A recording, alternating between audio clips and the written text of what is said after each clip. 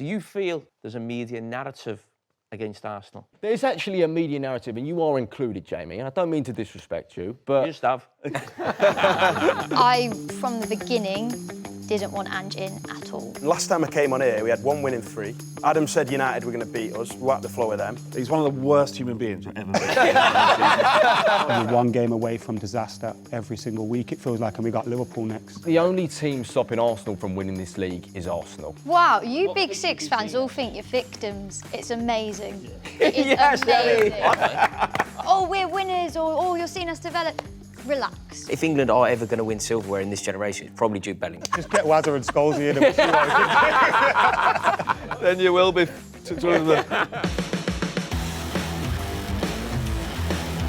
Hello and welcome back to the Fan Debate, brought to you by Sky Bet. I'm alongside my co-host in Paul Scholes. All the supporters are with us once again. And Scholesy, it's been a few weeks.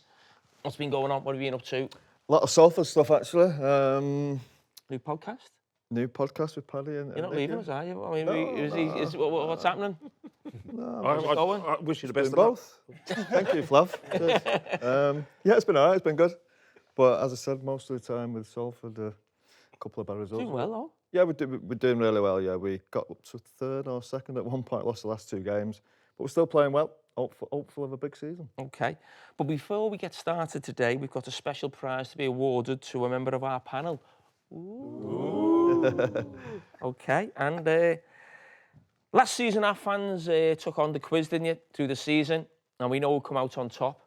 So, Scholesy, would you do the honours? Yes. Baz. Come on, Baz. Come on down, Leslie Crowder, come on down. I like to get this on Well done, mate. There you go. I don't know what it is. You opening it? Yeah. He said not to be disappointed. Yeah, sit on his lap, on his lap. Where the machine? On here? Yeah, I sit there. He wrapped it. He wrapped it. Pickford. Don't think so. Oh, I don't like this in the paper. Whatever it is, you got to look happy, remember. Oh. Why'd you do that? You've got to wear it for the show. I've got to wear it for the show. Signed by Wazza? Jamie. Wazza, mate. No, yeah. Thank you very much. OK, well done. Cheers, well done, Baz. Baz. Well done, mate. Oh, Baz! You played that? Played in that one, didn't you? I played in that, Isn't it? Well, the final.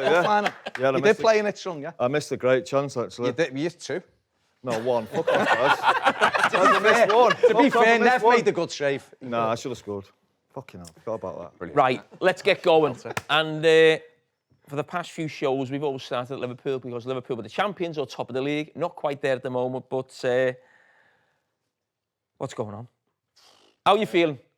Gareth, come on. Yeah, not great, but there's 31 games to still play in the league, and, you know, we've had a little blip, 3 away defeats. Do you think it's more than that? Are you a bit worried it's more than that?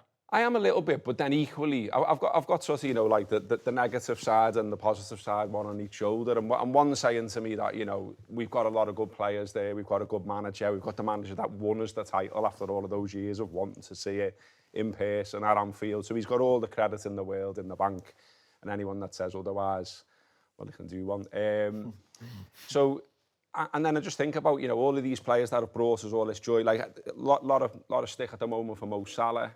He's had that before. He's been through patches like that before.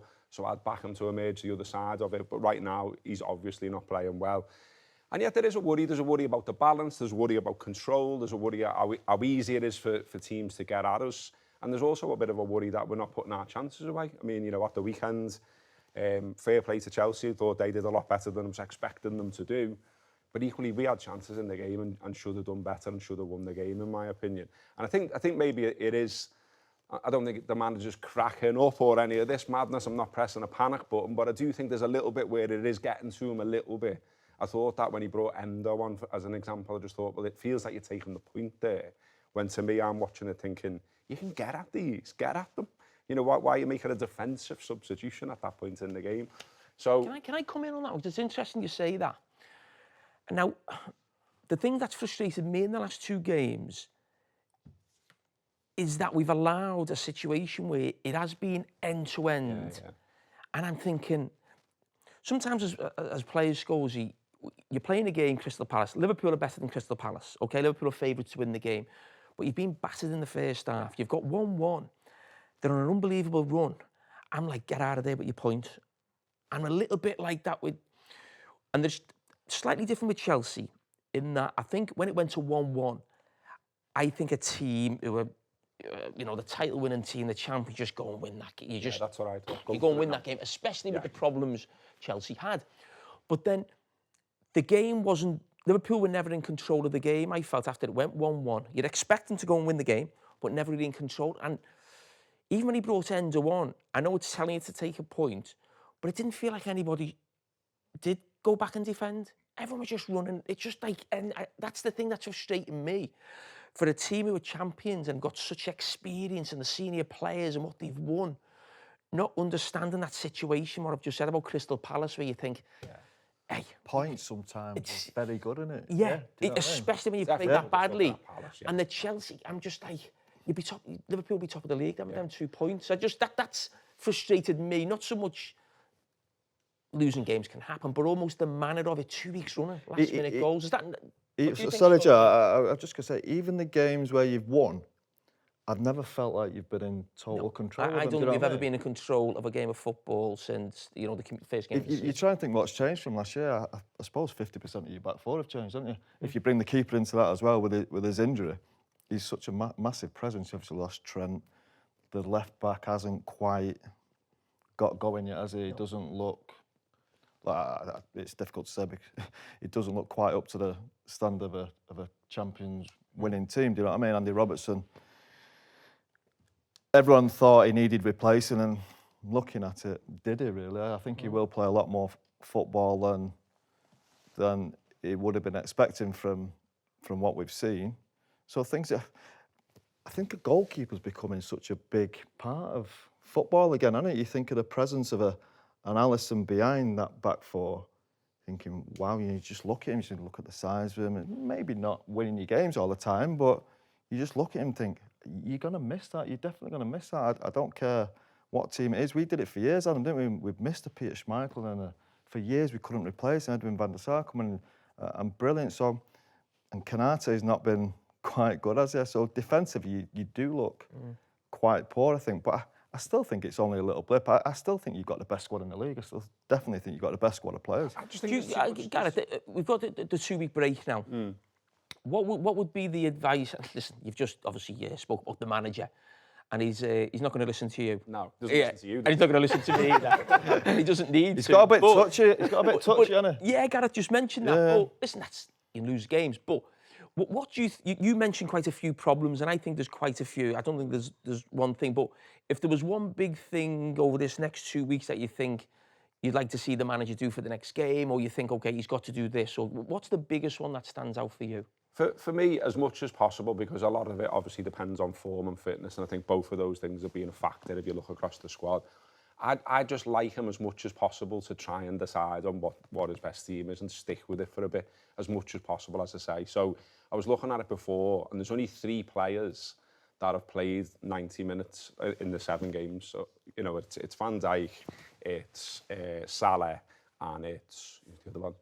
Gravenberch, no? Midfielders, maybe. Can't remember. But it's only 3 players, and that just shows you how much it's changed, not just in terms of from the starting lineup, but the finishing lineup as well. And I just think it's too much. He's he's making too many changes. He can't decide who his starting right back is and his you know what I mean? And I think all of that is making it quite messy. I want the partnerships to start to build up, the understanding starting to build up, and I don't think we're seeing that at the moment. I feel for the manager in that, because I think we always say, don't we, does he know his best team, or stick with the team, what you're saying, and I get that. I think the problem you sometimes have is when the team's not winning and playing well, but you've also got a lot of options, and you're always thinking, okay, well, that won't be better. It's hard to keep sticking with something when it's not working, when you've then got players who have cost you 70, 80 million pounds on the bench. So I've got a little bit of sympathy with them with that. And we keep saying, don't we, and I've said it myself, oh, can we not go back to last season, how it was? But it was probably easier for them that the team picked itself. But what Liverpool did in the summer, I think I said it on this show, it felt like a Real Madrid summer, not a Liverpool summer. And there was something about it that we all love our teams buying players, don't we? Big, spending money and big names. But there was something about it that was a little bit, oh, it doesn't feel Liverpool like this. But okay, great, we're buying Isak, we're buying Wirtz, we're doing this, we're doing that. And I was thinking on the way, because everyone's had an opinion on he should play him, he should play him, he should do that. Because it's been a Real Madrid summer in terms of buying big players, does Slot almost need to be like the ultimate Real Madrid manager? And I always think of Ancelotti, and I feel like Ancelotti every summer, you'd almost be thinking, what's he going to do with that? You know, he's almost, even last season, there was, how can he get Mbappe and Vinicius in the same team? But even go back to his AC Milan teams or his Real Madrid teams, that was his greatest strength as a manager. He'd find a way, whatever system, and he'd get the best players on the pitch where they wanted to play and almost do it for the players rather than, I think in this day and age, the game's almost, a manager's got his way of playing. Yeah. It might be his system, it might be his style, and they've got to fit into that. It might be a case of actually, you know what, we've got to make this work. Not so much they've got to come into the Liverpool team or the Slot idea and play. So we always play under Slot, don't we, 4-2-3-1. That might have to change in terms of getting the players in because, you know, when you've spent that sort of, you know, type of money on the players, you know, I mentioned about Wirtz maybe coming out the team, but that couldn't last forever. He's cost over £100 million. You've got to try and make that work. So I'm sort of intrigued how he does it going forward, how he gets these players into the team, because I even think Ekitike and Isak, he's got to find a way of getting them in together. He's got to find a way. Yeah. Not every week, but you can't have it every week if Isak starts and he comes on after with 20 minutes to go. You have to find a way where they can play together at some stage. The other player that I couldn't remember was Szoboszlai, and he's a prime example of what you're talking about. Yeah. And that he's ended up at right back, hasn't he? Yeah. And I think he's one where over the summer he's looked at it and said, my place is under threat. I'm going to knuckle down. I thought he was good pre-season. He's been one of the best players so far this season and almost made himself undroppable.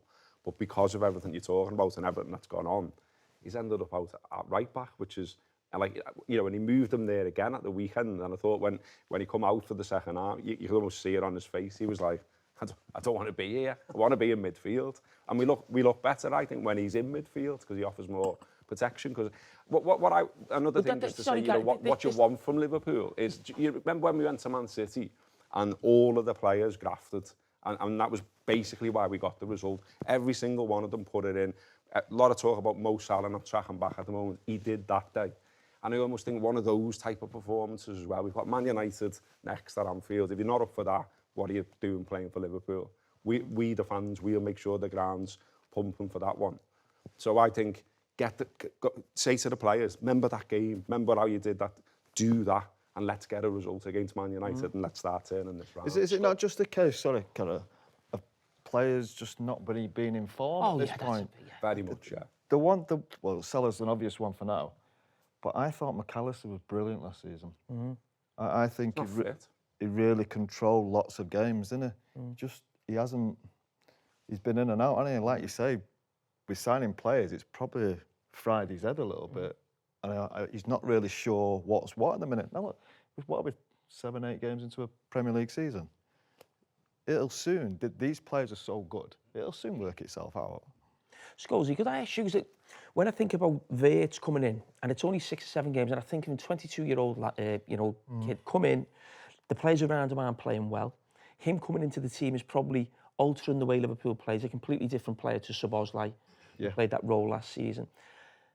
There's no doubt in his quality, but I go back to a player who came in at Man United when you were there into the midfield in Varane, who was an unbelievable talent, but maybe the balance of the team, how did it affect? I mean, how do you see similarities, or how was that at Manchester United? Yeah, I think Wirtz is a little bit different than Varane, and he was more of a number 10, I'd say. I think Varane was a central midfield player, but you're right, he couldn't settle into the team. It seemed to disrupt things, the way the team played.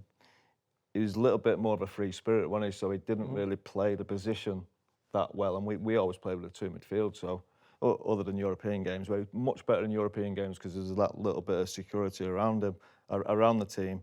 I think it's the same with Wirtz, because the midfield players aren't quite functioning and in form. And like a Gravenberch last year was brilliant in that position, sat there, controlled everything.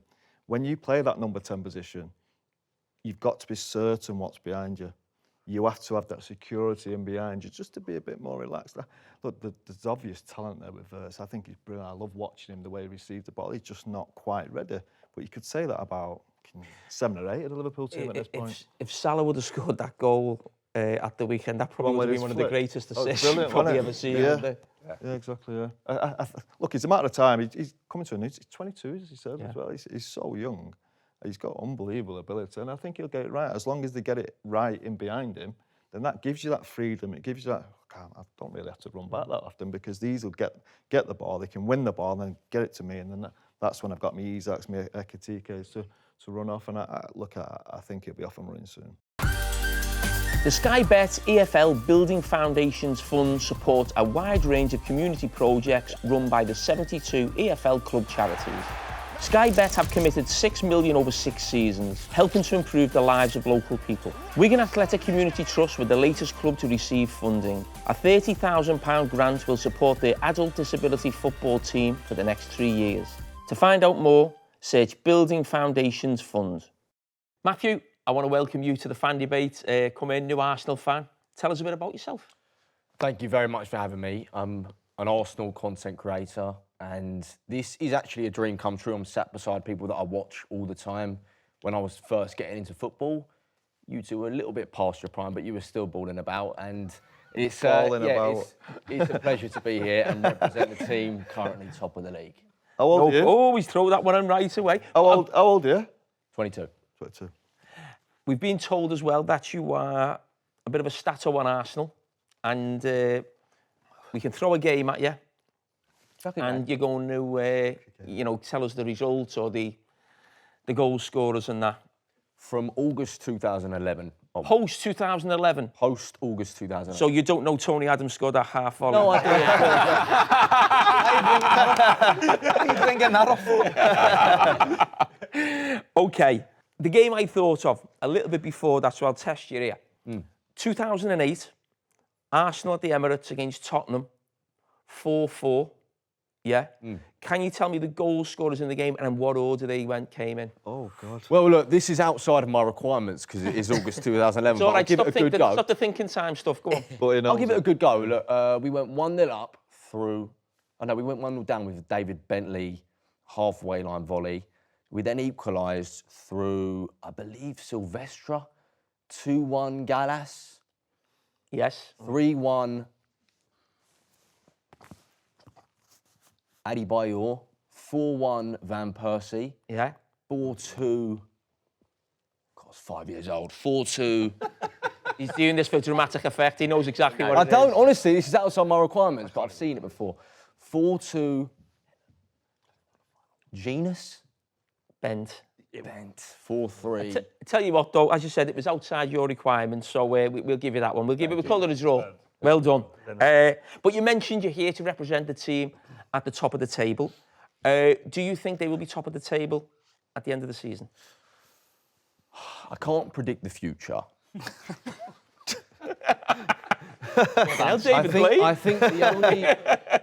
I think the only team stopping Arsenal from winning this league is Arsenal. What I mean by that is we can sit here and we can overanalyse Arteta's tactics. Should Calafiori be playing in this role, or should this player be starting? Is this player good enough? To keep it blunt, these boys can play football. I looked at the 2025-26 squad photo the other day, and I'm scrolling through, and there isn't a weak link in this team. It's full of unbelievable quality in every single position. We know these boys can play. What I think it comes down to is how much do these players actually want to win? How much does it mean to them to win? Can they, when the going gets tough in February, March time, we're playing 3 games a week, we're travelling all over Europe, can these players maintain that pressure? Can they, rather than feel the pressure, can they embrace it a little bit? Where do you think that pressure would come from? Do you think that would come from your own supporters? Because, as I said, it's so long since you won the titles. You know, Arteta's gone a few years without the title. You can feel the desperation with everyone associated with Arsenal, can't you? You can, but there's also a lot of entitlement, I think, amongst our fans.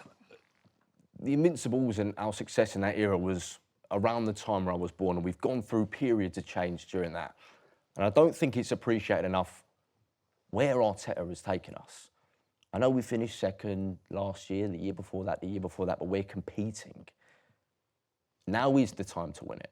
We've got the fundamentals. Practically, we've got it. In contrast to Liverpool, we don't have players that have won it.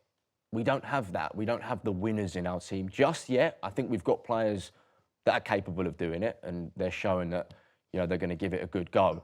But we haven't got the, you know, you look at Liverpool, Salah and Alisson and Van Dijk, they know what it's like to win.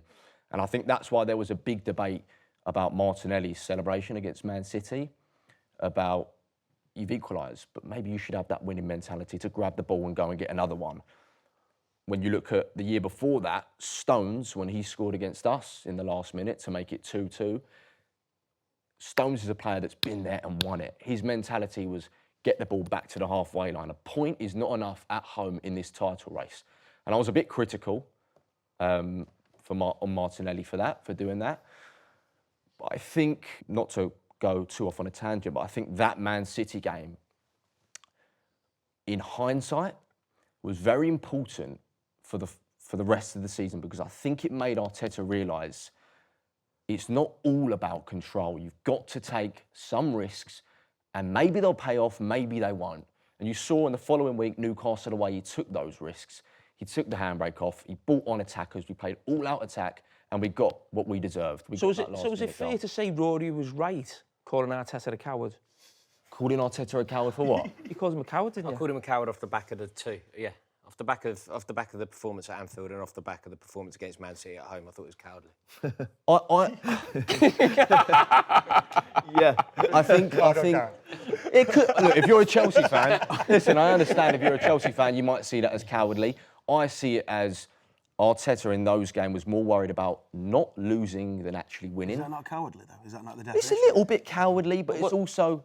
What do you think the definition of a coward is? Well, exactly that. Somebody that's not willing to take risks. And especially for a team that are expecting to win the league. And especially for a team that are the challenger. I always think when you're the challenger, they have to go and claim a title. They have to go to Anfield and win. They have to go and prove that they're serious. You can always, I think you can always feel a team coming, do you know what I mean? A good team coming, like City did it for a few years. They're not quite winning the league yet, but you watch them and think, fucking hell, they're good.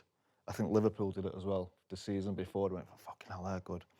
And at the start of the season, I never saw that in Arsenal until the Newcastle game, where, like you say, he took the handbrake off a little bit, didn't he? And he started playing Eze, and then Odegaard's got injured, but he came into the team again, and all of a sudden, they're playing the type of football you expect a team to win the league. But saying you think they're capable, we're never going to know until it actually happens. Yeah, I agree. And in respect to the Man City game that you're saying is cowardly, would you say that Antonio Conte was cowardly before he lost 3-0 to Arsenal and then decided to switch it up, realised how good of a squad he had? It's about the intent. When we won the league, we went to Man City and we destroyed them. Like when you win a league, when you're the challenger and you're trying to win a league, I think that you have to go to the home of the champions and announce yourself, claim the title, show them that it's not going to be theirs again.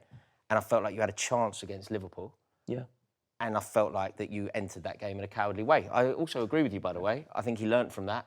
And I thought that it was a brave performance, and everything that I said in the two previous games at St James's Park, he changed the total philosophy. I think he needed that slap in the face. I think he needed to realise how much talent is in this squad and pull the handbrake off. You know, let Eze have a little bit of fun in the middle. At Port Vale away, he was screaming at Eze to get back in position on the left. Sometimes you've got to just let players have a little bit of fun and come up with some magic, free-flowing football. And then when we did it in the last 10 minutes against Newcastle, we got what we deserved. I just think so many title wins, they come from the team that ultimately win the league, go into the home of the champions and announcing it. Like, we've had this discussion before, haven't we? Yeah. You've got to go to these big places. And we went to Anfield a few times. You talk about March, April time when the pressure's really on. You get a win there. Fucking hell, brilliant. Yeah. You know what I mean? It destroys them. And all of a sudden, it gives you a major We don't want to leave. Arsenal haven't proved they can do that yet. Yeah, and they missed the opportunity as well. Like, they could have gone to Liverpool. City at home was a great chance, wasn't it? City are not firing as if Loads of injuries. they're nowhere near the team they should be. I hate to defend Arsenal, certainly not on a platform like this, because I will get absolute pelters for what I'm about to say. But the performance against Man City, I thought was almost pitch perfect from Arteta. Appreciate you started Mourinho and Mourinho and. Come on, it wasn't. I was It thinking- wasn't. I It was wasn't thinking- pitch perfect. If he played his best team for more than 45 minutes, he wins a game. He didn't play He picked his biggest team. Set pieces. They were in the last minute. better. Perfect We'd never in know. any way. I truly believe if Arteta had played his You best team didn't for get 45 minutes, you he didn't wins win that the game. game.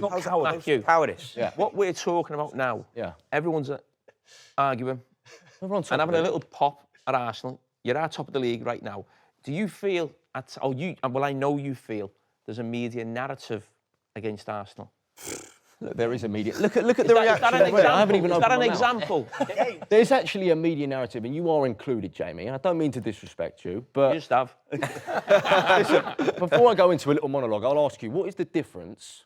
A couple of years ago, you were shaking about Odegaard taking a few pictures of the club legend Stuart McFarlane, who everyone loves and respects, and gave him a memory that he'll never forget. The photographer's a club legend. Yeah, and you He is a legend. Listen, don't respect him in a Stuart trophy McFarlane. cabinet. And you were sat in the studio and you were shaking, get down the tunnel, like you were absolutely... To be fair, that was But then the other night, you're praising Maresca for getting sent off after celebrating. I'm not saying there's anything wrong with Maresca doing that. It's passion. It's what we want to see. But there is a narrative against Arsenal in the sense that it's like we can't celebrate until we have actually won. And I understand that theory. That's the same for everyone, though, isn't it? I get that theory. But also, then what we meant to do? Are we meant to just Win, after a celebrate. last-minute winner So against let me tell you the Newcastle? difference, right? You're in January. You've beat Liverpool 3-1. The game was over about 15 minutes to go. There was no last-minute winner, or you might have got the third goal late on. There was like a bit of a celebration after the game. It's January. You were still behind Liverpool. Maresca's reacted to a goal going in that second, in the last kick of the game, in a game where they thought they had no chance. They virtually had kids on the, not kids, but like sort of, subs, lots of subs on the pitch at the end of the game. That's a natural reaction at the end of a game. We'd all be like a lunatic last-minute winner against the champions, bump. Use at that stage, where I felt it was slightly different, which you had a brilliant result, but we're talking like a few minutes after the game's finished and all the cameras are like, whoa, slow down. So it's not a media narrative against Arsenal. That's a last-minute winner. And who won the league as well? Do you know what I mean? Yeah. He was right, basically, is what you're saying. Cheers. We were unlucky. You were unlucky. You didn't win the league. Oh, we were very We're unlucky not that season. we're not going back to the celebration, please, are we? Yeah. Now, this is What else do you feel about the media narrative then? Because I think Arsenal supporters online are a little bit touchy. Yep. Chelsea are not far behind at the moment. Only to you. I do think Arsenal have got a big presence on there, which is fine, a huge fan base. But I think you do think the world's against you. I think every club thinks the world's against them, in all honesty.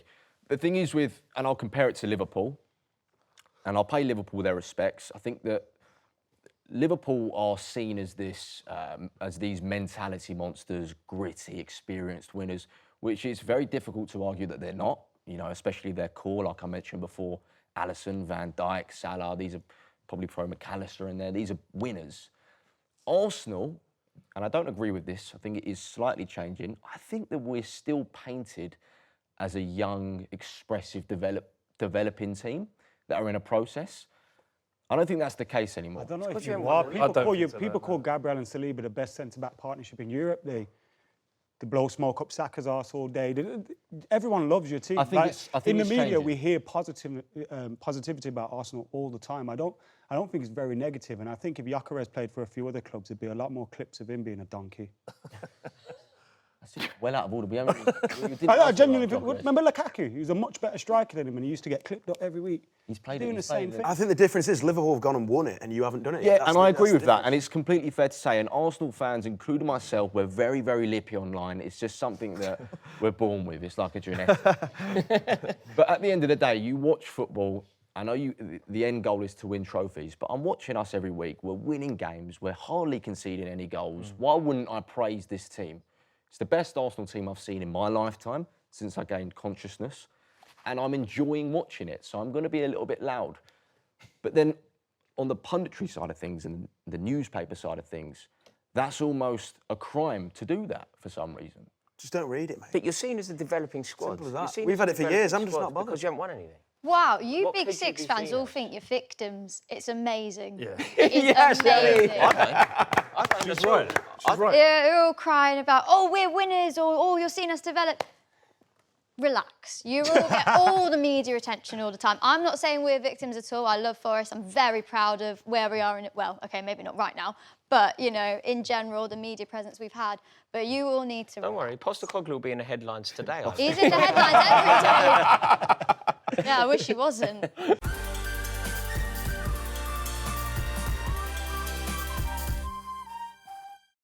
Well, Ellie, now that you've come in, you're in. God. You're in now. I mean, listen, are you part of the Forest fan base that has been calling for the manager to go? It was obviously audible, wasn't it, in the European game midweek?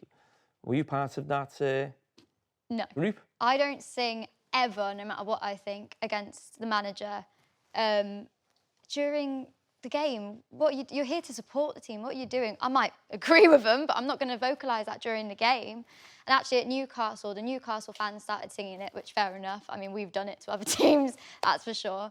And a couple of Forest fans joined in, and the away fans, we didn't enjoy that. And we actually all told them, be quiet, you know, like, we don't necessarily disagree with you, but let's support our boys right now because they need us right now more than ever. You can't only support a team during the good times.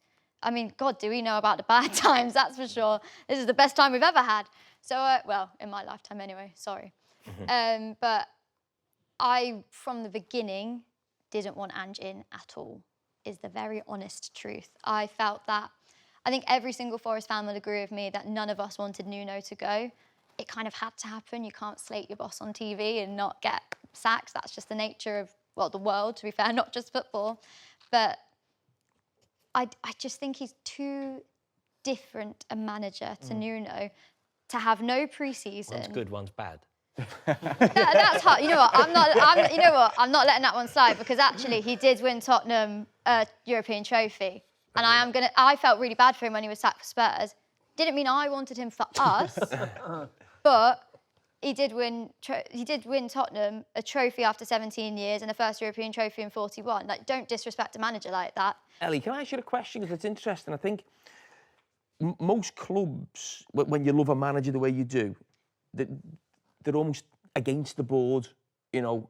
But it feels like there's such love from Forest fans for Marinakis. Maybe that's because he gets a lot of criticism outside and you think, oh, we're supporting our guy. He's the one who's brought us up the leagues. Is there a split in the fan base between people who are sort of siding with the manager or the ex-manager Nuno or Marinakis? Is it leave you in an awkward position or you're sort of angry with? I actually think for those fans that pay attention, we're not mad at Marinakis. Well, we are a little bit. He's dropped a clanger. There's no two ways about it. But we know he always has good intentions. We're mad at Edu because Edu is the one who fell out with Nuno. Edu's the one that's causing these problems. Edu's the one that it never should have come to that. You're professionals. Get over it. Woman up. Have a conversation. You know what I mean? It's ridiculous. It's a job.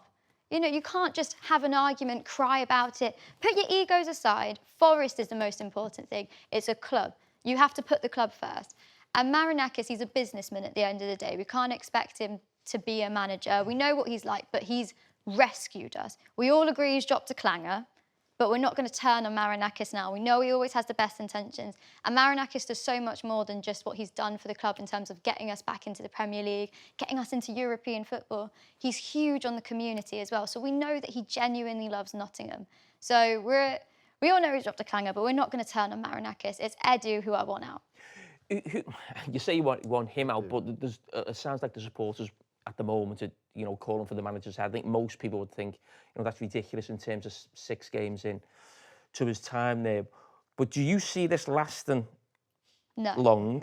Well, if you say no, maybe we're talking the next international break if things don't improve. Who do you want to come in? I'd take Sean Dyche. I think right now... Mental. He lives in He's in Nottingham. Did he come through the ranks as a kid, didn't he? We love him. See him in Rock City. He's a brilliant guy. So, and that matters. He loves Nottingham. I think one thing Ange is struggling to embrace. He did a decent job at Everton. He did, actually. Did he? But I think we're in the... What Ange is doing at Forest, yeah. He did a decent job at Everton. For a year, yeah. 2 years. Yeah, but that's maybe all we need right now. I mean, we've gone and sacked one of the best managers we've had in years and years, And now we've got Ange, and with all due respect, he's been put in an impossible position. He hasn't had time to hit the ground running. He's got a hugely tough act to follow. We're in a relegation battle, and we have to admit that. We shouldn't be. We've got a squad that shouldn't be there, but we are, and that's the reality. And who better to help you regain stability than Sean Dyche? You're in a relegation battle now, but you look a year ago, you were potentially title contenders. Did you not have to question Marinakis at all with how you've ended up here? Oh, no, I question Calling it. for Sean Dyche on the overlap? What's wrong with that? You were almost top of the league last season. I agree. But I said I never wanted Ange in. He's not the right fit. What has he for done? Forest. Mr. Marinakis, what is it?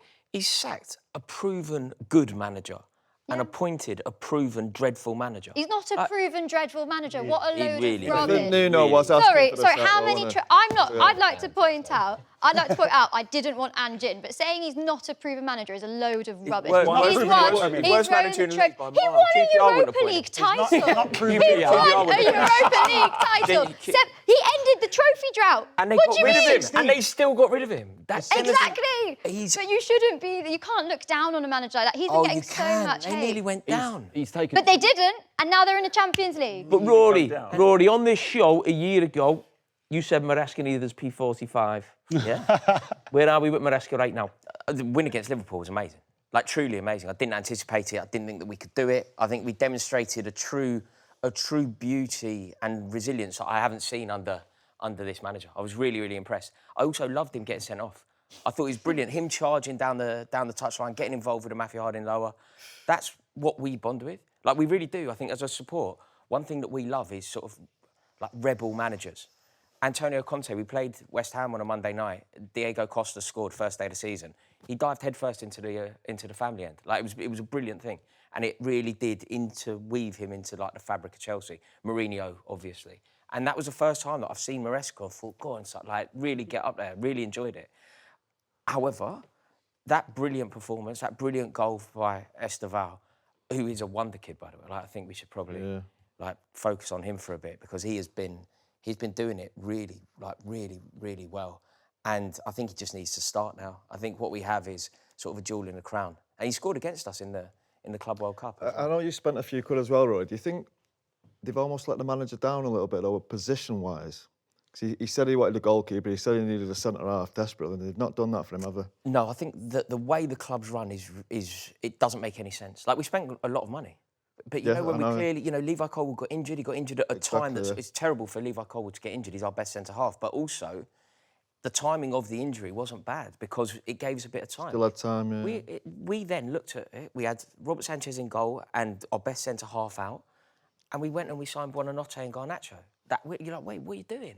We have plenty of that. What we need is a centre-half. And if we had, instead of signing Buonanotte and Garnacho, if we'd gone for, say, Donnarumma, Mark Gahey, I think things are very different for the same amount of money as well. So I think that they've perhaps let him down. But I also think, look, we've just beaten Liverpool, so we're kind of on the crest of a wave. Feelings are higher. Stamford Bridge hasn't danced to madness like that for a long time, and it was probably the best result at Stamford Bridge that we've had under this ownership. But if we'd done this episode a week earlier, we'd be talking about losing at home to Brighton, Danny Welbeck showing us up again. We'd be talking to dropping points to Brentford. We'd be talking about Chelsea are so limping. difficult to judge, aren't they? You just you don't know what you're going to get week in, week out. But try to think, where will Chelsea finish at the end of the season? This is part of the thing, though, to take it back to Maresca. What I think Maresca's responsibility is, regardless of what anyone in this room thinks, I think Maresca should be saying that Chelsea can launch a serious and sustained bid to win the league. He's come out. He didn't say that when you were top of the league last year, though, did he?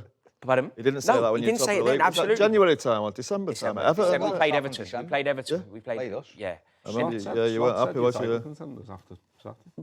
Slot's sounding more like a Chelsea manager than the Chelsea manager then. Because we've got a situation where Enzo Maresca's gone, God, Liverpool are good, aren't they? But, mate, yeah, they are. But your responsibility is to somehow make us compete with that. So I don't necessarily like the way that he conducts himself. And then The fans feel it with Maresca, because I got the feeling that last season there was no real connection there. He wins the Club World Cup. What you did to PSG in that final, I mean, didn't just beat them, I mean, battered them in the final. So and then you have this bad run that you're on. And I feel like this last sort of 4 or 5 days has been absolutely massive for him, because the whole Jose bandwagon coming back to Stamford Bridge, and what can he say? Jose's the Champions League winner, he's milking it. Yeah. And that was massive for him to win that game, and then to obviously beat Liverpool. Is he just sort of rocketed right up in the supporters' sort of conscience? Yeah, I think you've hit the nail on the head. The circumstance, he needed the win. The dramatic way of beating Liverpool. Chelsea and Liverpool are rival. It's a new rivalry, sort of from born at the time when you were in the Liverpool starting lineup. But that rivalry started then, and it's gone on. You know, there is a real rivalry. So when Chelsea beat Liverpool at Stamford Bridge, it's significant. When Chelsea beat the champions, it's really significant. And now it's up to Maresca to capitalise on this. Like, I think the international break's come at a bad time, but this is, I think, a real big moment for Maresca at Chelsea. What does capitalise mean? Does it mean like win the league or what? It means take every opportunity that you have, like winning in the way that we did. Like we had Jarrell Hatter and Reece James at centre half. Yeah, but like it's a proper Chelsea victory, resilient, determined, dogged. It's everything that you want from What makes you happy with Maresca come the end of the season? Because you obviously don't rate him that highly. I think it's got. I don't think it can be as simple as qualifying for the Champions League, because that's what we did last year, and I wasn't particularly impressed. It's more the conduct. It's more be a Chelsea manager in the way that you talk about the game, in the way that you see the game. Charge into the Matthew Harding lower when we nick a last-minute winner, for example. And also, stop saying Liverpool better than us. Well, Rory, we've got a fan debate community question. Oh, God. And this is Stephen from Waltham. Yeah. With Chelsea playing Chelsea Dagger as goal celebration music, which ground's atmosphere is so bad it needs a tune? See, this is a problem. Like. See, this is the ownership. This is the Americanisation of the game. This is. I'm not just saying Chelsea. I'm saying which tune and which ground has got needs it. It's sickening. Do you know? I'd love now to take this opportunity and like basically have a pop at Flav and make some dig at Tottenham. But I'm not going to do that because I think that this is hateful across the. Like, I remember going. Right, when I was young, we'd go to the Reebok or whatever. They'd score against us, Michael Ricketts or something, and they start doing I Feel Good. You're like, what are you lot doing? Like, you QPR doing pig bags. I'm big fat guy. Yeah, like, football isn't that in this country. We have an organic atmosphere. I just hate it. I really hate it. Can I answer for you? Of course, please. Arsenal need to sort their atmosphere out, the home atmosphere. Put some circus music on. But you say the atmosphere, you're talking just... You know when I go to Arsenal, and people sort of laugh at this, but I love that song they do before the game. Oh, I absolutely love the song. Why is it embarrassing? They're going like so centuries old. Also, they're also not North London forever. You never walk alone. They're from Woolwich. Somewhere. They're from North London. They're from Woolwich and they're singing about North London forever. Is that ridiculous? Isn't Arsenal North London? No. Arsenal is in North London, but they moved the club. Like the original Woolwich Arsenal is in Woolwich, which is South. It's a good little catchy tune. That's the fans. Why do you care what we sing before our game? It's a beautiful If it's song. embarrassing, you've got to care. It's so bad. It's a beautiful song. I think it's good. From minute 0 to minute 90, the Emirates atmosphere is absolutely dead. What a red action. What about those ultras who play fancy dress? What are they? Oh yeah, they blur their faces. They're They're all only- on TV. Jesus. In the black, Ashburton Army. And then when we try and raise the atmosphere, again, the narrative is, oh, shut up. No, that's not raising atmosphere, I actually think Emirates is all right for atmosphere because you're having a go. Like the Ashburton Army, I mean, I don't believe in drums at football. I think that's a bit weird, but fair play to them. They're having a go. They're trying. What I would say It's down is to the rubbish players is to create Anfield. the atmosphere, isn't it? Can't blame the When players. Odegaard gives it all that, Jamie would tell him to stop doing that. No, I don't mean by doing that. I mean by fucking tackling somebody, having a shot on goal, scoring a goal. It's up to the players to get the atmosphere going. You don't need Chelsea Dagger, you don't need mascots, you don't need a fella with a microphone stood on the pitch. All of that's bollocks, and I hate all of it. Let the fans create the atmosphere. We were doing fine before they brought all of that shite in. Absolutely. Hang on. I can see that. Oh, bravo.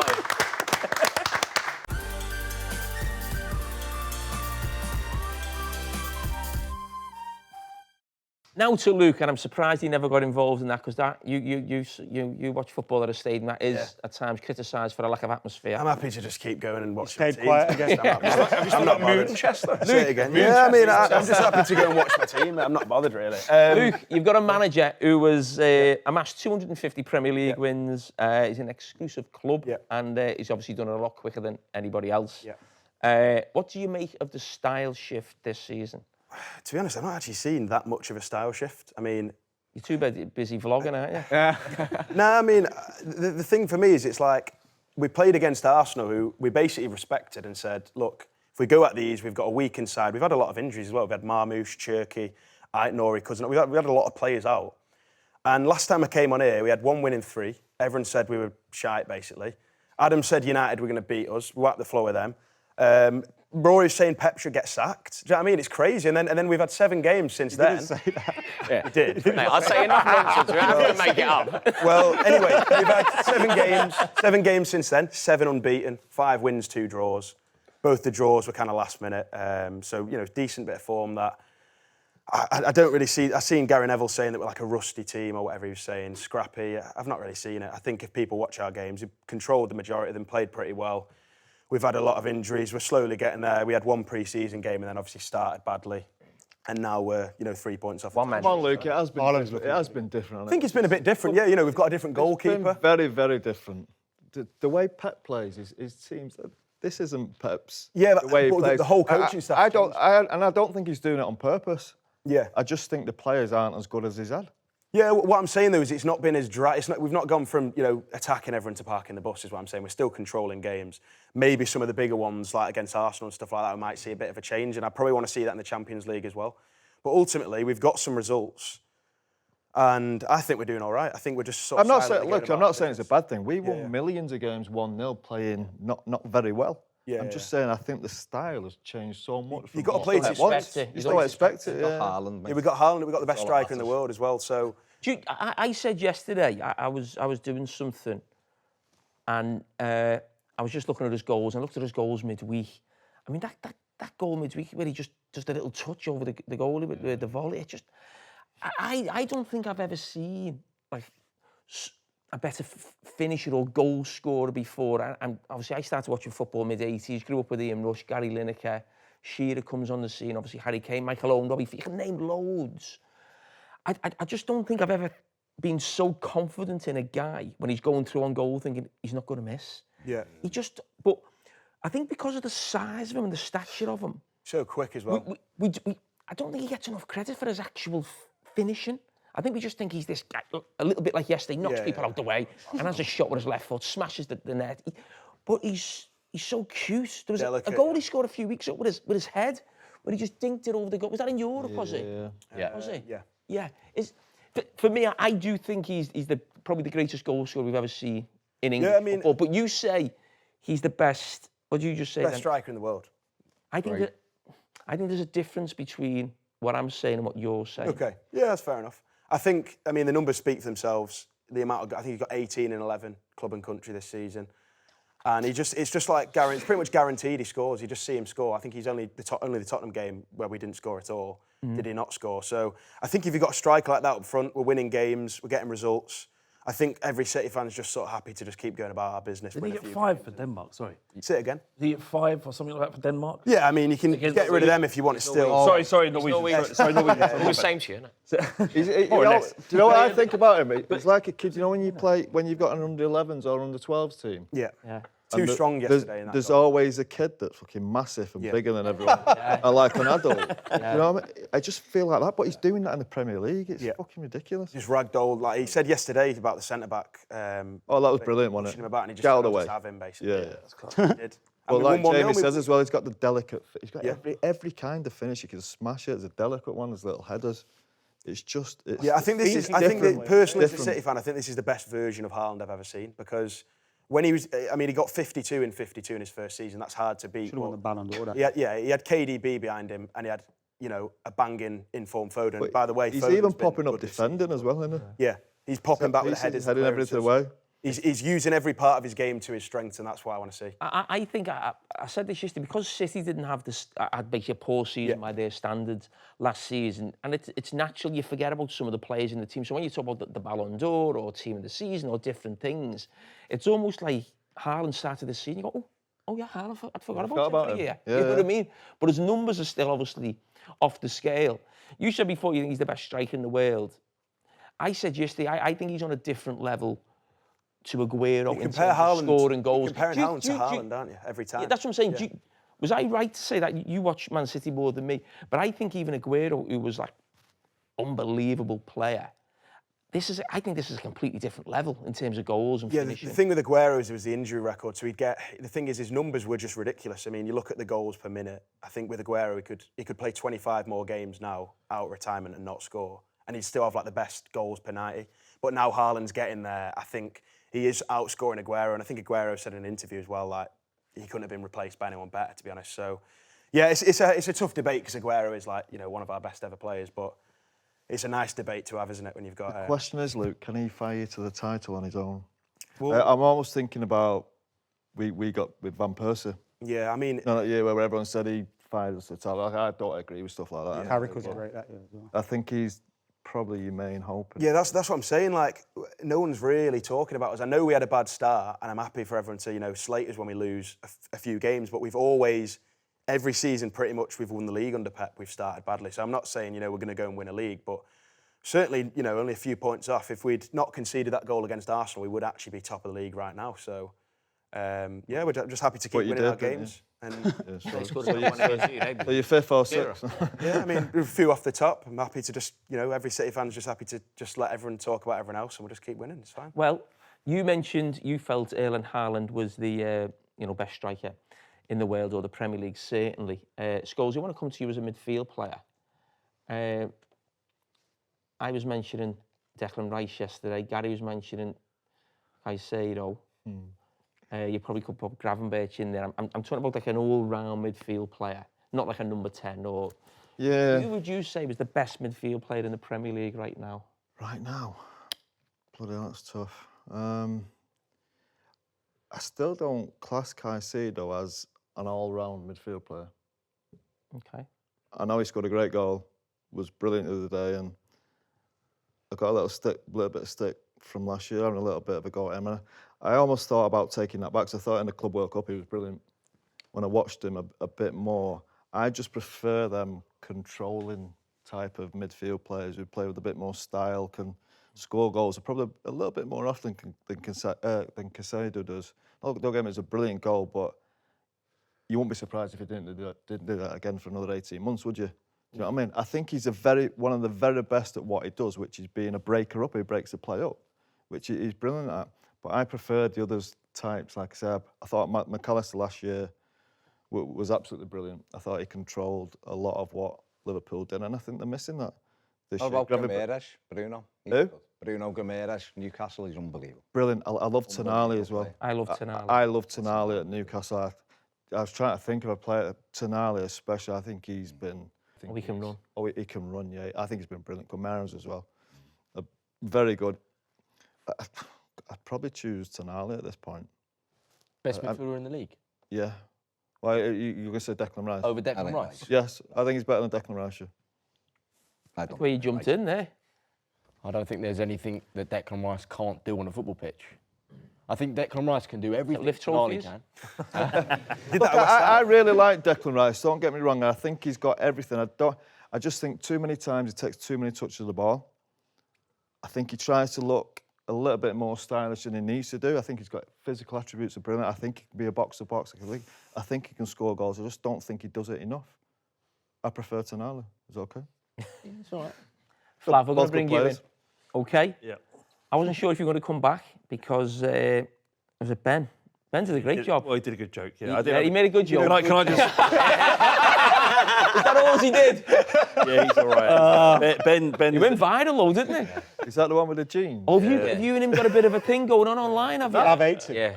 Oh, does he? weren't available. Honestly, he's one of Blocked Flav on Twitter. He's one of the worst human beings I've ever met. Spent 5 minutes in his company, disgusting human being. No, Ben's a good mate of mine. He did a good job. I did have a word that say, wind it in a little bit, please. Excellent. Yeah, no, we're all quite happy with how it's going at Spurs at the moment. Okay, new manager. Yep. We were all calling. I think we all expected that, didn't we? On the back of last season, Thomas Frank has made a great start results-wise. It was interesting because I saw Ben pop up on my socials, and he was talking about some Tottenham fans. He was getting upset about some Tottenham fans almost complaining about the actual performances, and he couldn't get his head around it. Is there a feeling that Spurs fans aren't happy with something about Thomas Frank? If there was a criticism, it would be just the style of play and the chance creation being an issue. You got booed off against Wolves. I've literally said a sentence. I was about to explain it.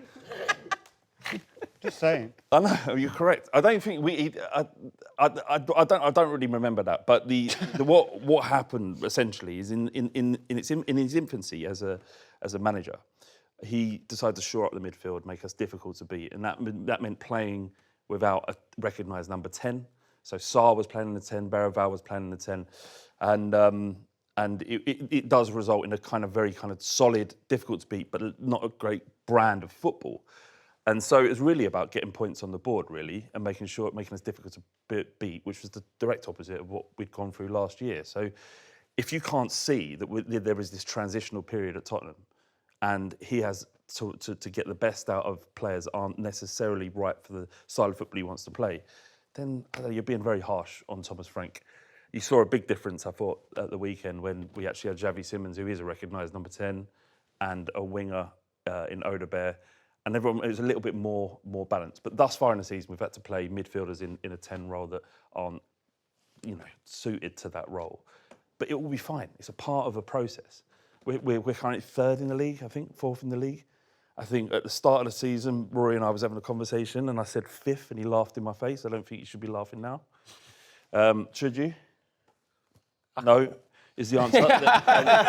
and so we're in a good spot. The recruitment in the summer has been sensational. I think it went under the radar. The Kudus transfer.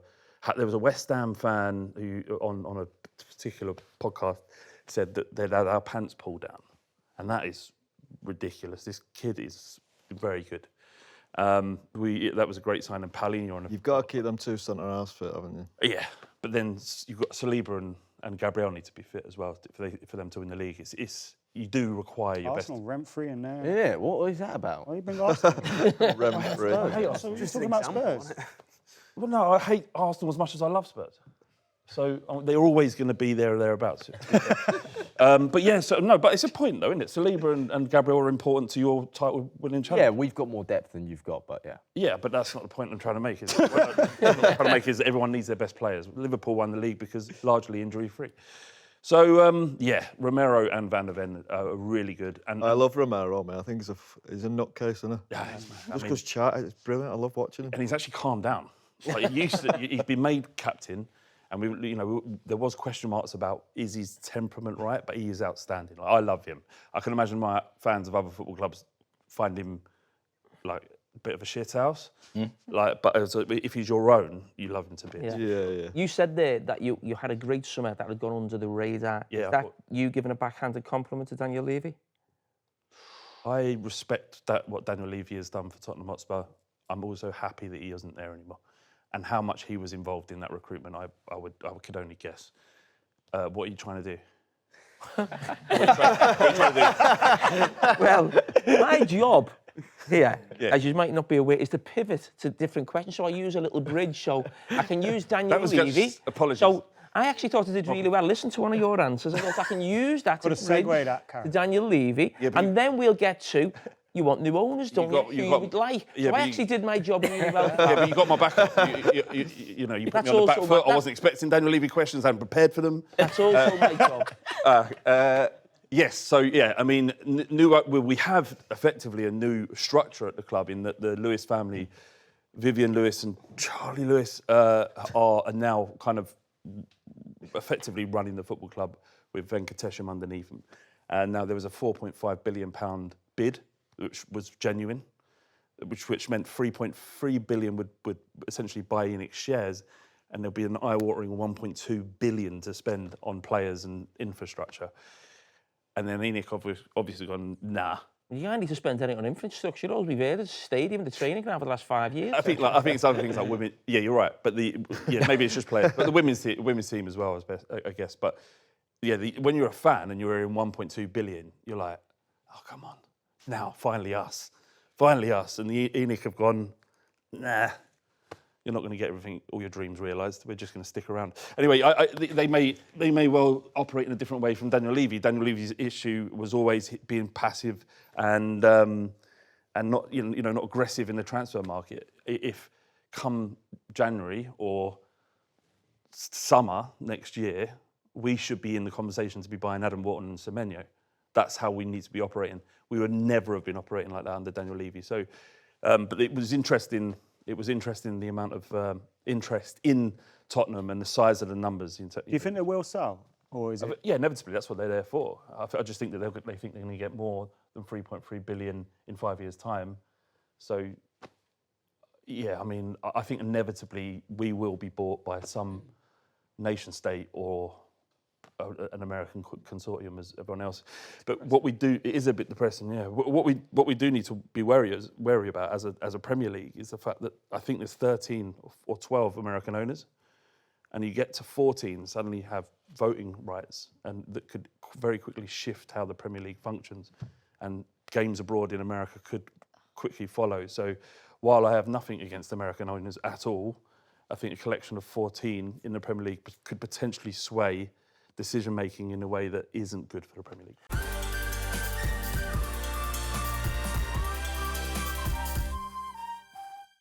Well, another club who have American owners, see what I did there?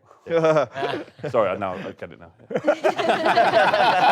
Apologise. Adam, Yeah. Manchester United. Yeah. I mean, They're still last. Yeah. where are you with Hang the... on. Oh, nice one. You got That's the what I meant. shirt, you're That's done, what you I got meant. the Always shirt. loved you, Paul. Always. Adam, where are we? I mean, listen, it's an international break that many people thought could be, you know, maybe the end of the manager. That could maybe come the next international break. I mean, do you feel as a Manchester United fan, you're always just basically, it feels like you're one game away from a crisis? We're just on the edge at the moment, and like we haven't won back-to-back games under him, and I think that's the most evidence you need in terms of does this system work and does it work consistently? And one of the things that frustrates me a lot is he's constantly talking about, I'm not going to change, I'm not going to change, I'm not going to change. Well, you have to change something. Whether it's, like, why does your philosophy or your beliefs in a football team have to be wed to one formation or one system? And people keep talking about Glasner's systems working well. Yeah, but he's probably giving different instructions to his players within that system, and therefore it works. And I feel like the manager has to do that. And it's far too often where I look at his team selection and I just think, oh, again, it happened with the goalkeeper for a long time. Now, look, Sen Lament played on the weekend, albeit against Sunderland, and he looked really good. It'll be a true test for him at Anfield and how he gets on there. But constantly with the goalkeeper, he just kept picking Altay Bayinde when he was making mistakes, constantly picking Ugarte and Bruno in midfield when it's clearly not working. Every time I see Kobbie Mainoo on the bench, I just feel like not even watching the game. Like, there's a lot of decisions that are happening where you're going, this is insane that we're keeping doing this because we're not getting the results. And we've seen that. Obviously, it was a good result and a good performance against Sunderland. They've started well, but still it was just Sunderland. No offence to them. Yeah, I thought Mason Mount looked good in that, and I think he's very important to what the manager wants to do. I think Brian Mbeumo's looked good. It's good to see Sesko warming up a little bit, but like you said, we're one game away from disaster every single week, it feels like, and we got Liverpool next. Adam, you said on social media you don't think Amorim wants this job anymore. Yeah. Because if you want the job, surely you're going to change something that changes the results, right? If every week you're going out, you're doing the same thing and we're losing, and then you're going, yeah, we're losing, but I ain't changing. That tells me you're ready to get sacked. Because if you don't change, you're going to get sacked. And I just feel like sometimes when the dust settles, if he does get sacked in a couple of months or something, he'll be sitting there going, maybe I should have done this, maybe I should have done, and it's too late then. Like, do it whilst you're in the job. And obviously he's a young manager who's still learning, but have some fight for this. I think like, he's just come got to on. the point now where he's said it that often. Yeah. I don't watch his If interviews he anymore, does it, you know. he can't. Yeah. He just can't. Yeah. I'll tell you a prime example of, you talk about changing systems and where you're playing all this rubbish. But when they played Brentford away, Keith Andrews changed his system to win a game. Set piece culture. Yeah, and they beat him 3-1. You can't carry on. If you carry on the way we are, losing games every other week, there's only one. I can see where it comes from sometimes, because obviously if you're him and you see we're 2-1, Bruno misses a penalty, you probably can justify that. Bruno scores that, we're probably going to win it. But we didn't, and we can't keep doing that every game. Arsenal, oh yeah, if the keeper doesn't make a mistake, might go on and win it. Yeah, but we didn't. And it feels like every game we've got those excuses now, and it's almost like he's seeing things that nobody else is. I feel like sorry, Jamie. I feel like we've got to the point with him now. Do you know where we don't want to talk about sacking managers all the time? And United, I think they do give managers enough time. I think they give him. He hasn't been booed like once. No, they'll never Sing get his booed. name every week. That's what I'm saying. He'll never get booed And the fans, it wasn't till that Brentford game where I thought, this is the period now where it might be, he's getting a little bit too much time. It almost feels like a matter of time before it does come to an end. It felt, we did Monday Night Football show after that, and I actually said on the show, and it's not a thing that you probably do in punditry that much. Obviously, you know this. You just say, "Oh man, I don't like the word sacked." I never say this manager should be sacked. There's something about that word that I think sounds a little bit disrespectful. You know, it's a man's job. But I think sort of saying things like it feels untenable. It feels like where's this? It's not good for both parties. And I was a little bit there, and I do think it's inevitable that this is going to happen probably before Christmas, sometime, January time. Well. I've said this for a long time, but we're 50 games in. And just look at this stat, it's unbelievable for a Manchester United manager. 50 games as the Man United manager, he's only scored 2 more goals than he's conceded. And you're thinking, man, do you know what I mean? In 50 games. This is a positive goal difference. I haven't seen one of them in a long time. Positive 2 goals. You've only got to look at that guy's Barnet as well. It's like, you know what I mean? That's a visual. Hold on, your manager ain't got one, so just relax. He did have, mate, a couple of years ago. I just can't believe that it's almost. I know that it's Man United. Pressure's so clear as well on him. When you see him, it's like he's under pressure. And there's times where he's just sat in the dugout like, oh my God, what am I doing here? But he said something about a lot of these players are still scarred from the past. And he keeps talking about confidence. And they don't have the confidence. We just beat Chelsea and you think, all right, we played against 10 men for half an hour. But we beat Chelsea, who are a decent team in the league. And after the Brentford game, he goes, they weren't confident. It's like, hold on a minute. You're going on like that, some external thing that you can't control as a manager. If you're giving your players instructions that they're happy with, if you're playing in positions that they're comfortable in, they're going to be far more confident. Like, you have control over the confidence of this team so much. And for him to come out and almost go like, it's up to them to be confident, I felt that was weird as well, because... We'll talk about confidence. I just want to ask you, Adam, and you, Scholesy. I know it's just happened in the last week or so, and it happens to all clubs. You lose a player, you say he's not good enough, and all of a sudden he starts playing well somewhere else, he's scoring goals. That feels like it happens to Man United. Maybe it's just a coincidence, but it feels like it happens to Man United a lot more than other clubs. What do you think the reason is that for, that people find it so tough to show them true selves at Man United? I think obviously we've chopped and changed managers, which doesn't help. If you're a player that's been playing for one manager, then the manager changes and he's asking. But that's the same at every. Yeah, of course, yeah. But I think the major thing is the pressure, and of course there's pressures elsewhere. But I think the amount of eyes that you have on you, you are always talking about Man United. It might be Liverpool and Spurs are playing, but you'll spend half an hour dedicated to Man United. We have all the ex-legends getting bollockings off the manager. So it's their fault. That's what I'm just saying. Like, the pressure's massive. If you're playing for the club and every single person's talking about it all the time, whether they're non-fans or not. Man United, though, Adam. It is, yeah. You've got to get used to it, and you've got to be able to play for it. It's mad that they sort of employed a novice, though, then, isn't it? Your club is gigantic, but this manager just had no track record in dealing with attrition. To be fair, you know what? Look, again, Sporting Lisbon aren't as big as Manchester United, but what he dealt with when he went there, I remember the players were getting beat up in the training ground and stuff by their ultras. Like, he walked into a club that was crazy at the time. He settled it down and he won the league with them. He also had a high turnover in players, and he also relied a lot on youth. And one of the things that he's not done at United is give some faith to the youth. If some of these older lot are playing and they're not performing for you, go and get some of the younger lads, because you'll be able to coach them a little bit more. They'll be more open to your ideas. Like Van Gaal used to do it. He had Donald Love and all these lot playing Tyler Blackett and stuff. And he was like, okay, those players haven't gone on to become Man United greats. But at that time, they did the job for him because he could give them instructions and they'd do it. They never had no preconceptions of, oh, now I play like this or I want to play like that. They just wanted to play for Manchester United, and I feel like he's missed that a little bit as well, because we've got some good young players in the academy coming through. Scholes, if you got 2 weeks for an international break now, and you're Ruben Amorim, and you're going to Anfield, if you were thinking, okay, forget the big picture, because it almost feels like he's going game to game. Yeah, he's got to think about trying to get some out from Anfield. To be fair, I'd just be thinking about drawing the game. Find a way somehow to stop them from scoring. Now, that's a totally different mentality from what I'm saying about Arsenal going to Liverpool or someone else going to Liverpool where you're going for win the league. But United are in such a rut. I can't remember the last time they won a big game, Adam, or a game that meant a lot. Maybe, possibly City last year, maybe. Yeah, unless you count Chelsea.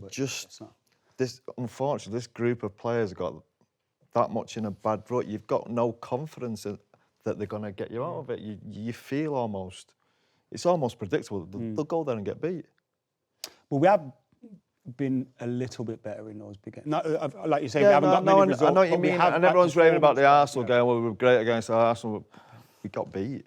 I think we did all right at Anfield with them last season as well. I know it wasn't. Was it 2-2 at Anfield last year, wasn't it? Yeah. We should have won it as well. I think Leach scored quite late and we just didn't. Harry Maguire have a big chance. Like, Last kick at a game. did he cross it, Harry Maguire, or did he have the chance? No, he had the chance. Somehow. Open goal. He was our best centre forward last year. Still is. Still is. Sesko's looking all right though, man. And that's the thing, it's difficult to be positive and confident about some of the good things that you've seen. Like I think Mbumo's looked good since he's got there. I think Cunha in spells has looked good. Sesko's starting now, and I think his link-up play with Mbumo against Sunderland was quite good. But it's hard to get excited about those things because far too often the midfield's non-existent. Yeah, you talk about recruitment and you think, like, we'll buy a 6'5" centre forward, but we won't play any wingers. Pass him the ball. It's all a mess. Who would you want if you sacked them? I just want to Sean forget Dyche. about football and get I'm just done. I can't be bothered anymore with this whole thing, man. Southgate, I'll give up my season ticket. Can't be bothered. I just can't be bothered with this anymore. Fuck it, man. Just get Wazza and Scholes in. Then you will be fucked. Probably a Glasnow or Areola or something, but it's like you bring them in and it's... Eddie Howe. Oh, nah, thanks. Why not? Him and his mate. Yeah, I'm not sure about his mate, but definitely him. Yeah, I don't want either of them. I think that is a little problem for Eddie Howe. I think Eddie Howe is a brilliant manager, and as number two, he's obviously a character and they get on really well, but I just think a lot of fan bases, what you've just said there, would say the same about they'd like Eddie Howe, but maybe not his mate. I just like you know what's really refreshing about Man United fans, and it's the same with Ten Hag, is that they don't. That there has been no booing, there's no been attacking, no calling for his head. It might be the right thing that he does leave, and he probably isn't good enough to do that job, but United fans are always behind him. Like unlike Arsenal. Did you see what he said the other day? Unlike the Arsenal fans who have turned on Arteta already this year. Do you know, Already? Yeah, after the one there, like a big Arteta. Who's done that? You lot. Idiots that are looking for clicks, not real Arsenal fans. I don't know. Yeah, they all seem the same to me. Amorim said something similar to that. Like, I've been under pressure before. The fans are still singing my name and stuff, and it made me think like, yeah, don't matter. Yeah. Shall we start booing? That's what I'm saying. He fixed up for a bit. I think United now they're in that period where the manager now where he's probably going on a little bit too long, like it did with Ten Hag.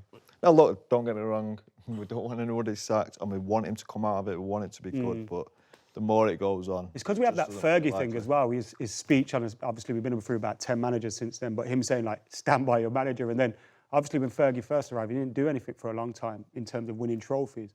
And a lot of people kind of cling to that, like, what if it's just round the corner and we let go? He probably got the man. most shit out of any manager, Sir Alex, at the start, didn't he? He was under real pressure. He was getting... I remember seeing fans booing him as he's walking down the line. Nobody gets that now. They don't get that now, which is good. It, didn't he? Yeah.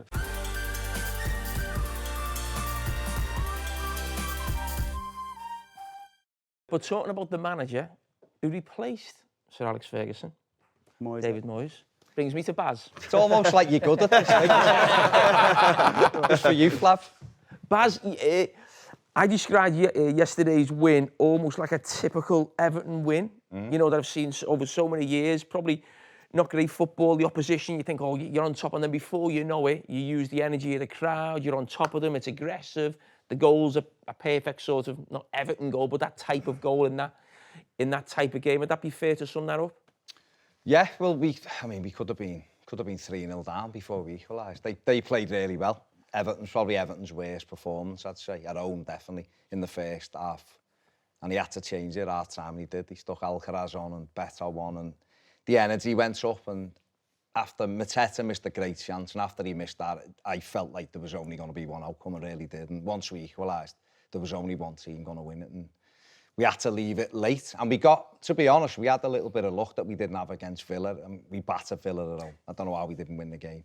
Apart from 10 minutes on Monday against West Ham, we should have won that game, should have been out of sight in that one. So that felt like yesterday a little bit of payback for the other two games, I'd say. How pleased are you with the new stadium, because I thought you would, not just Everton, but I think it's always this feeling that new teams struggle going to a new stadium, doesn't feel like they're home yet, they've got to sort of grow into it. You haven't lost a game at home yet, have you? No. And the atmosphere yesterday, I suppose, probably the first big moment in the stadium in terms of a last-minute winner. What was that like? Yeah, well, I said on the stuff we did after it, we needed that sort of cement that you place there when you have a big moment, a last-minute winner, and obviously Grealish is unbelievable, so for him to get it, it was amazing. But it feels, I don't know, it's settled in really well there. It's settled in, like when there was a discussion about atmosphere before, I think often most teams' atmosphere's crap at home until there's a goal or there's a tackle or whatever. The away team always seem to, they go and maybe they've had a couple of sherbets before the game, but the away fans always sound better wherever they go. And I think we've had that at times. We've also had the loudest recorded noise when the team scored, so it can be a big thing when you score a goal. But I think they've took to it really well. And to be fair, Moisey's brilliant at that, getting the crowd engaged, everything. He hasn't took a misstep, really, since he came in. He's not been perfect. I mean, what about the Wolves? I was going to say away from home Wolves the other week. That really got under the skin of the supporters. It did. And I think the biggest thing with that was we didn't have to. We didn't have a game for. We played the Tuesday, and the next game wasn't until the Monday. Can I defend? Not defending, because I totally get where you're coming from. You've played Liverpool a few days before. Liverpool fans, 1995. Thrown down your. You were still a blue then, no, weren't you? I was. I seen you get cheered up when the shot came off. You say that every week. I seen the emotion. You get that. Yeah. You get that every time you go to Anfield or whatever, and then a few days later you go to Wolves and you think, okay, this is the chance of maybe, who knows. But I always feel for managers in that, when he makes a few changes, I know the supporters say, we've got no European football, what do we need to rest for? We've got no midweek games. But I think sometimes as a manager, when you're buying players, especially ones who aren't nailed on starters, part of getting them to your club is like, they've got to know somewhere where they're going to get their own the football from. So even when the goalkeeper comes in for people say, why do you need to rest the goalie? He's not resting me, but he's probably said to that goalie, you'll play Carabao. So he's probably fighting with someone else to get him. You'll play the Carabao Cup games. I can see it from both sort of sides of the support. I can understand how upset you are, but I can also see it from the manager's point of view, where he's thinking, I've told him that when I've signed him, I've got to sort of try and give him a go. The biggest problem with that is, we played Mansfield at home and Mark Travers played, no issue. And I think them kind of games sound. But I think when you're making 70, I know Wolves changed their team, but they're struggling anyway, aren't they? So whatever they did, it'd be a boost, and the ground was half full and all that. I think if he'd have made 4 changes, and I think he had to play Tierno Barry because he had hardly any minutes. He had to give Alcaraz a go because he hasn't been in. But he put Seamus, I love Seamus Coleman, unbelievable, but he played him at left back. Still playing? Yeah. Player coach. He's never ever going to play Seamus Coleman at left back, really. And he's got Adam Aston, who's a young player, who's not getting any minutes anyway. Now, the manager might turn around and go, yeah, but he ain't good enough at the moment. But it's like, where are you giving these minutes to then? It was where he made the changes, and he's left people in who were never going to play. Like Dwight McNeil can't get on the pitch in any game now, and that was evident when Moyes come in. He was going to be... I felt he was going to be moved on. But he played him that night. But he's never going to bring him on because he's about the 5th, 6th choice now. So there was lads who could have played, who will play. Do you know what I mean? It's like 4 changes I thought he'd make that night, and he made 7. And then you get beat. If you win, you go, look how strong our bench is. We didn't. We got beat. We probably shouldn't have got beat the way it was. We hit the bar. Their keepers made some good saves. We conceded at the last minute. But the frustration is there, and I think that. But that was for me, that was the first time we've sort of, since he come in, we've gone, you've got that one wrong. And then the one thing, and I love Moisey, but the one thing that annoyed me was he walked into the press conference on the Friday and he had a cob on because he knew a few people had a go at him. And I would have liked him to have just got that wrong the other night, maybe made too many. And he did, and he sort of went, yeah, we got knocked out, we move on. And it's like the fans are a bit like, just put your hand up, maybe. But... Well, the big positive has been Jack Grealish. Should he be in the England squad? He should. Like, again, I'm not really that bothered about England. Want them to do well in the finals and stuff, but I don't understand how he can't be in when he's one player of the month. He's 4 assists, 1 goal. Tuchel's left a couple of players out here. You're thinking, how's he not got on the England squad? That kind of thing. Bellingham, Foden, who are playing there. Bellingham's coming back, but, Foden's playing really well. But I'd have Grealish in. Listen, he's come in. And we covered this loads on our show in the summer, and some Evertonians were like, oh, you know, we don't want him, he's a party. And I'm thinking, that's not what I've heard. Had a few of them, haven't you? Well, he likes it. Listen, I've seen Jordan from a beat, so back in it.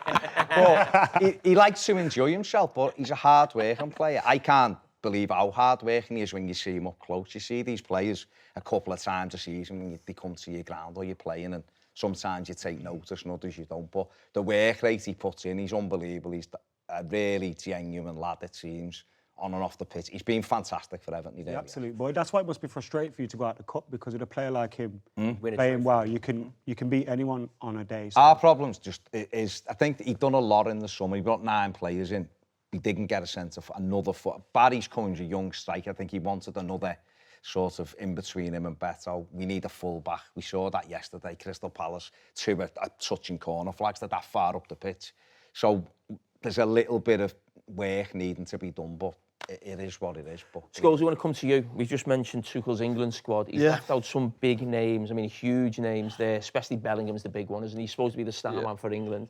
What were your thoughts on it? I was a little bit surprised. They did play well in the last game, didn't they? I suppose they were really good, and them lads, probably none of them deserved to come out of it. I just think them 3 players especially, along with Adam Wharton, I don't think he got picked, did he? No. They have to be in his squad. They'll be in his squad for the World. If you look at the squad now, you'd say virtually have no chance of winning a World Cup. Now, even with these 3 players, and I think probably 3 of England's better players, it's still a big ask, but it gives you more chance of them winning the Cup with them players in. Obviously, Bellingham's the one who he's fit now, so he has missed a little bit of football, but he's fit. Bring him back in. He's not got that many squads now until the World Cup actually begins. I think they'll probably have the November break, March one, and I think that's it. It's the World Cup. So he needs to try and get these players playing. I thought it was a little bit What was you going to say? He hates him. Get him started. Go on, get him started. Tuchel? Yeah.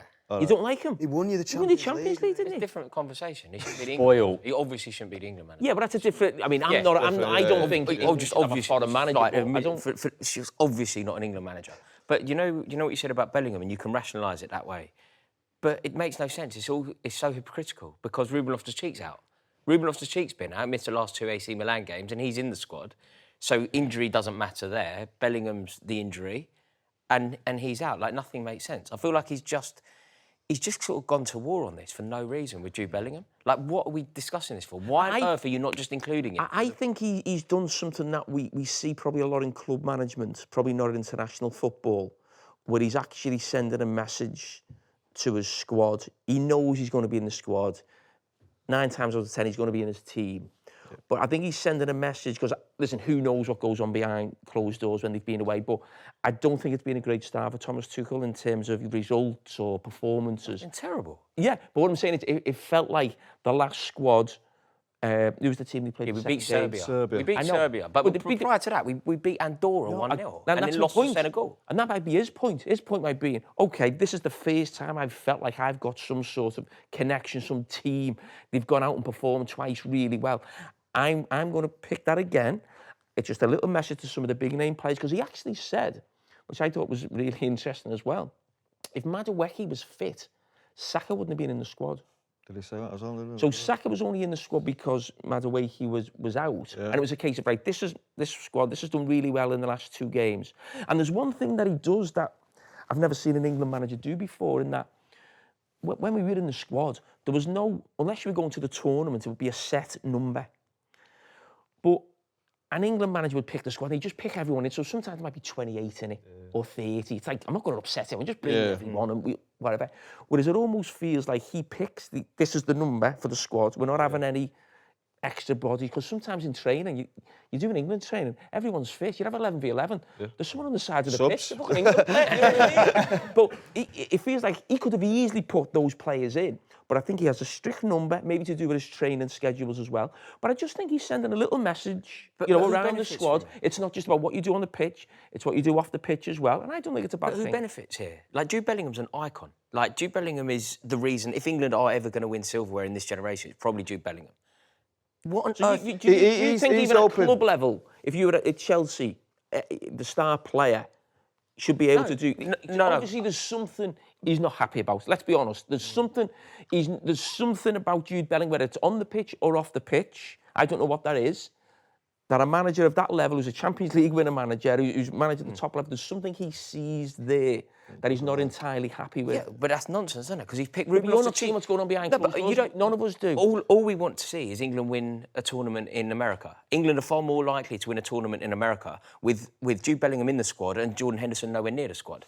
Like, this isn't contract. Bellingham will We be all in the know squad. that. Yeah, but This isn't the squad for the World As Cup. Jamie said, he is just sending a message, isn't it? Yeah. It's a little kick up the backside. Right now, you come into the squad, you've got to earn it. You've got to be. Isn't that a good thing that everyone doesn't feel? I think that is a doesn't good. feel like they're a guarantee. Jamie, I think that Bellingham. is a good thing, and I think if that had happened to me or some of the players, because there's a lot of squads I just got picked for that I really probably didn't deserve to be in playing wise. I think if he'd have left me out, then yeah, right, fucking hell, this is. You've really got to be at it now, and I think he's just doing the same with these three. But do you not have to treat it like a club environment with the World Cup so close, in that you've got to build relationships, you've got to build style of play, etc. If you're dropping players that you intend on picking, then where's the continuity there? Where are you building that team? I think there's an element where I know what Scholes said, but I we can talk about building for the World Cup now, right? But I always think that November international break to March feels like a season, and it's almost like a different. Yeah. When you get to the March international, right? Ask people how England got on in October and November. No one will have a clue who played, who scored, what the games were. But what about just the rapport, the team spirit, the rapport, the Well, camaraderie? isn't that why he's picked that? So he's built that in the last camp. But the players that are going to have the camaraderie will be nowhere near America with a bit of luck, and the players that will be going to America won't be having the camaraderie We're now. talking one camp. I don't think it's going to make too much difference. But he's a camp. one tournament manager. This time next year, Tuchel's not the England manager, and good riddance to that. I think it's a mess anyway. I really do. Do you think Bellingham's gutted that he's not going to Schlapp to play Azerbaijan for the World Cup qualifiers? They're playing Wales. Who? We're playing Wales.